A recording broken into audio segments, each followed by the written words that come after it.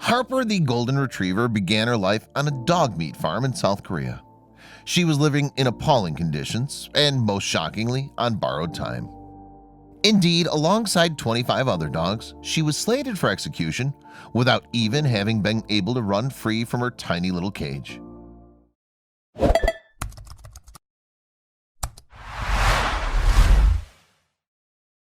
Of course, dog meat has been a traditional dish in South Korea since ancient times, but recently there's been a big push to save these captive canines. In fact, the Humane Society International, HSI, has now managed to permanently shut down several dog meat farms. The main problem, though, isn't the act of eating the meat. Rather, it's the cruel conditions in which dogs live and the torturous deaths the animals face when their final day is called. After all, there are no regulations mandating ethical treatment of the dogs, nor any laws on how they're slaughtered.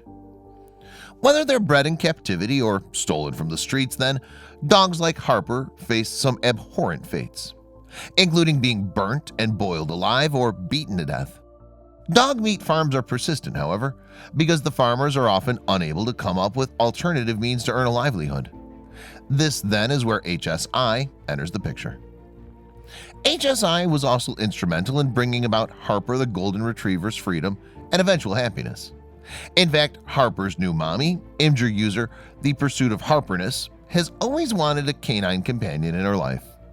And after a long search to find her perfect pal, she saw photos taken during HSI's 4th dog meat farm rescue and knew immediately what she had to do.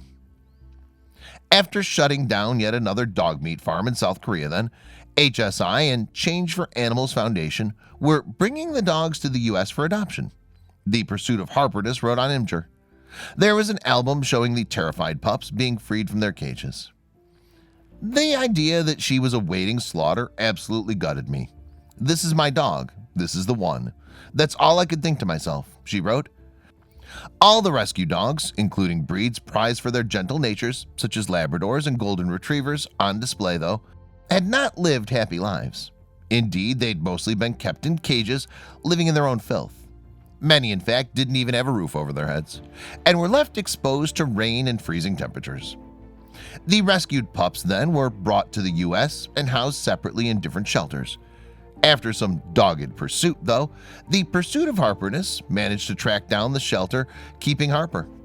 Unsurprisingly, the beautiful golden retriever had received a lot of interest, but she wasn't ready for adoption.